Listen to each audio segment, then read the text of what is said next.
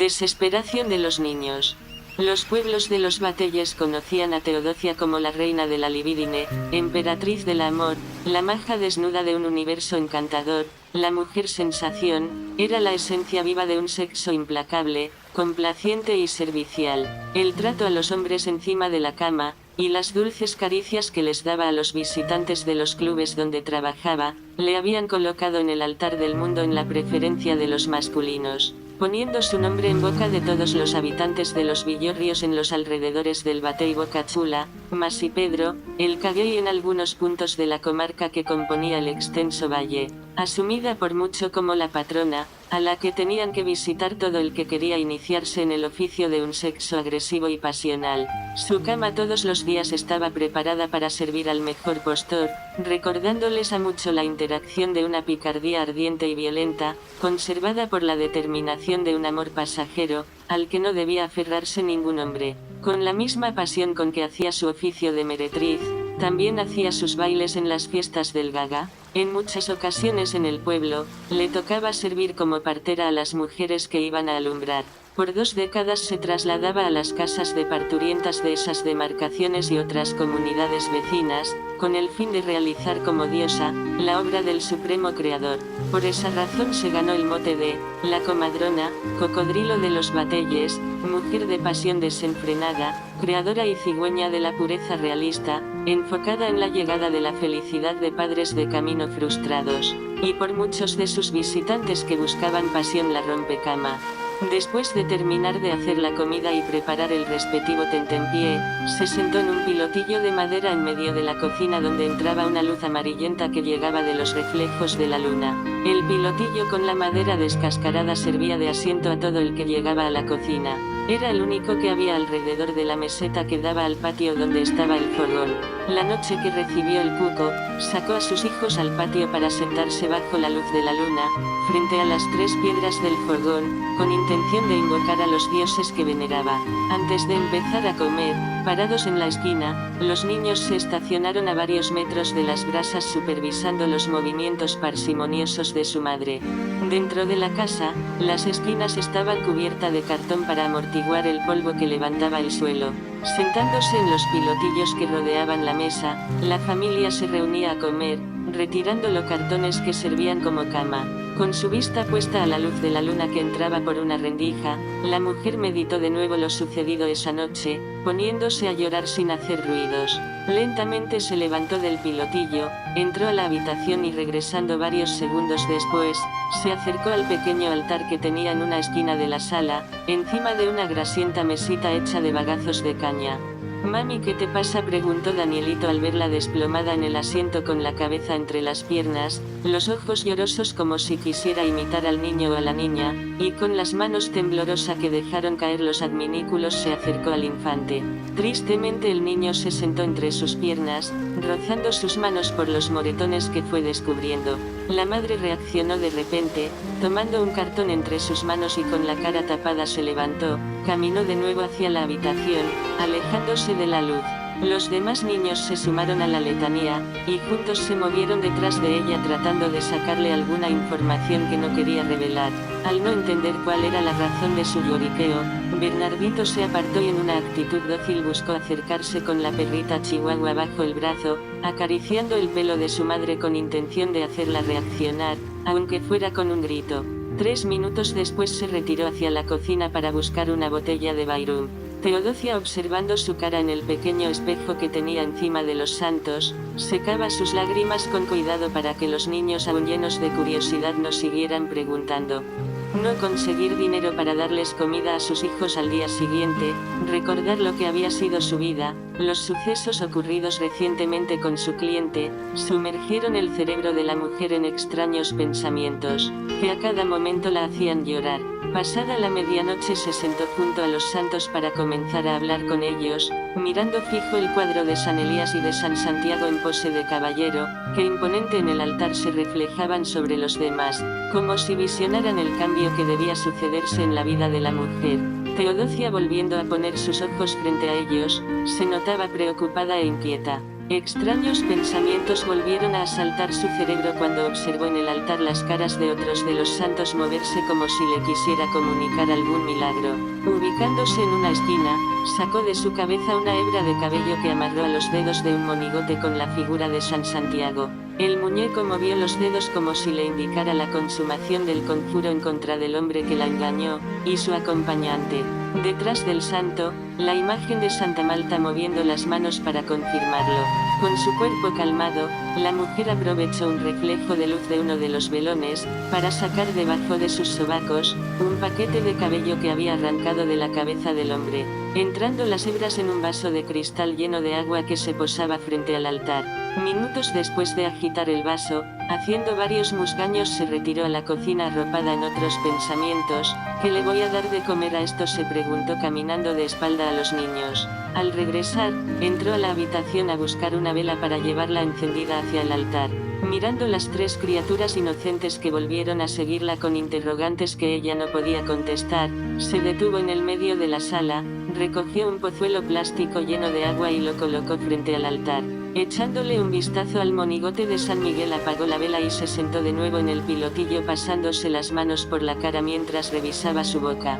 Sentado frente al altar durante 5 minutos, se levantó para comenzar a dar vueltas en la sala, mientras observaba a sus 2 hijos varones devorar como perros famélicos el piscolabis que les había preparados. Con la cara cubierta de tierra, la niña se sumaba a la mesa, llegando de la habitación con un escapulario portando las imágenes de San Miguel, Santa Marta y Metresili con una fula brillante. Los varones, jugando con 2 cachorros chihuahuas que tenían como mascotas, se levantaron del asiento, caminaron a la cocina en busca de una cazuela llena de maní, que colocaron al lado de los cachorros. La hembra, tratando de evitar que su mamá la descubriera, compartía la comida con un muñeco de trapo que tenía como su acompañante, echándosela en la boca con la cuchara grasienta, mientras observaba los restos caer al suelo. A su lado, el varón más pequeño acariciaba la barriga de su cachorro sin dejar de mirar a su madre. Durante el disfrute de la cena, la madre se levantó, fue al altar y se puso a dar vuelta de un lado a otro sobando su cabeza con las 2 manos. De repente se estremeció, fuertes convulsiones atacaron su cuerpo, haciéndola sudar mientras revoloteaba sus cabellos. Sus labios carnosos como los de una ninfa cambiaron de color e intentó caer al suelo varias veces, hasta que su cuerpo no aguantó y dio con el polvo del piso de la sala, ensuciando su cabellera. Amarrada con gomitas de colores semejantes al pañuelo que usaba cuando salió hacia el cabaret, un lienzo del mismo color que tenía Metrisili en la imagen del escapulario. Revolcándose, lanzaba unos gritos incontrolables que estremecía su cuerpo, tratando de contenerse al chocar con los pilotillos. Los niños asustados se acercaron y comenzaron a pasarle las manos por la barriga, sin entender lo que estaba sucediendo. «Mami, mami, ¿qué te pasa?», gritaba Bernardito, mientras los demás observaban inquieto.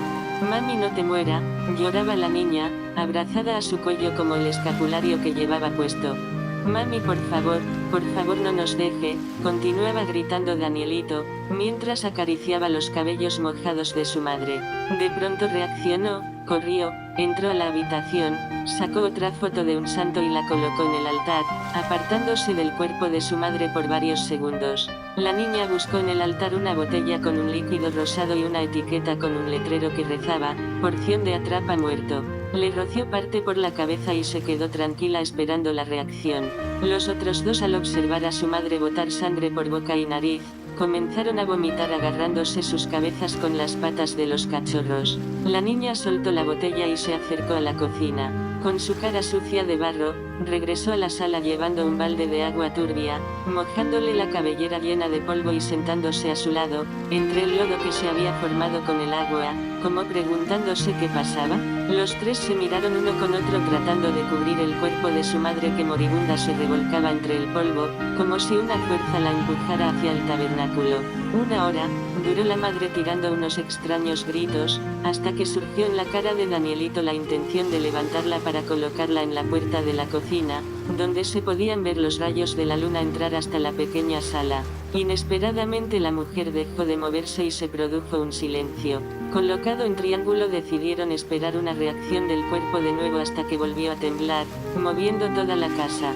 De pronto uno de ellos se levantó y corrió detrás de los cachorros, atrapó a uno, por una de las orejas media gacha y se acercó al cuerpo de la madre, pasando el rabo del animal por la barriga mientras miraba cómo el cuerpo experimentaba un leve cambio de reacción. Estremeciéndose con pesadez, se tranquilizó por 2 minutos, pasando varias horas sin moverse, amarrada con la blusa que la mantuvo como una prisión, abandonando su aliento por un largo rato y temblando los labios por los nervios que tenía alterados, dejando de botar el líquido amarillento que salía de su boca y su nariz. Cuando el tiempo se hacía más silencioso, Teodosia se fue quedando dormida frente a la lámpara de querosene que alumbraba la habitación por completo.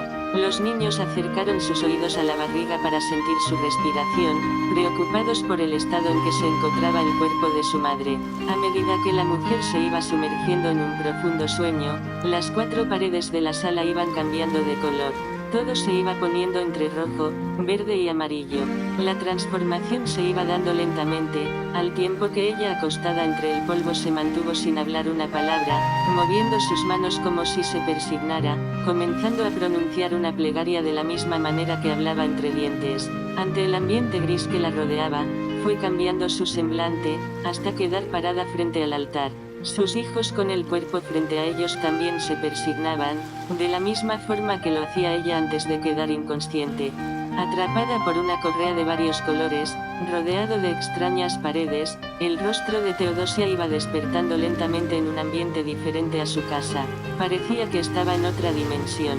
Delante de ella, unos pies gigantes bailaban en medio de una fiesta de palo, frente a un altar también gigante lleno de santos, velas y velones de aceite con cerillos rosados, adornados con flores de varios colores, organizadas en hileras en forma de un juego de trébol.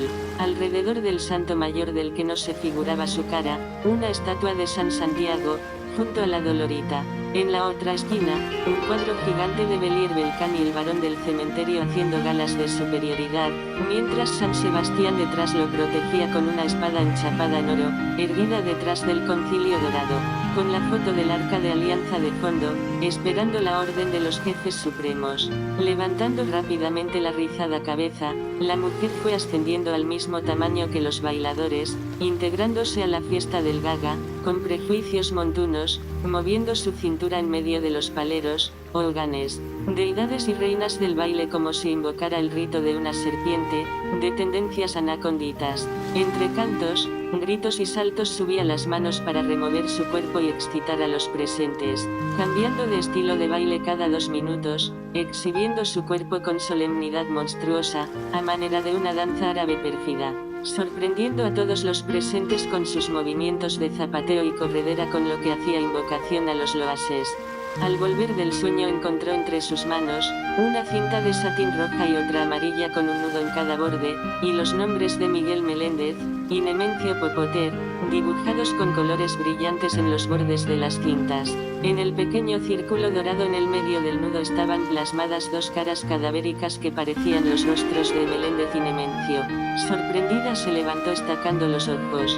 Con una gracia maléfica y furtiva por sus acciones se acercó al altar, moviendo el cuerpo cubierto de nervios. Lentamente abrió sus ojos observando algunas figuras muy parecidas a las que había observado en la enramada de su sueño, esta vez en forma de miniaturas que se iban elevando hasta hacerse gigantes, protegido por ramas de pachulí, hojas de salvia salteadas, tallos de rompezaragüeyes en flequillos ripiados, y capullos de flor de libertad marchitadas por la seca. Se encontraban los santos en yeso, madera y arena, donde se notaba el busto de San Juan Bautista cubierto de escarchas, y un cuadro pequeñito de Metresili y Santa Inés que no se habían visto antes. En una esquina estaban, la Candelaria y la Clementina cosechando su semblante con la luz de la lámpara de querosene que había en la barbacoa.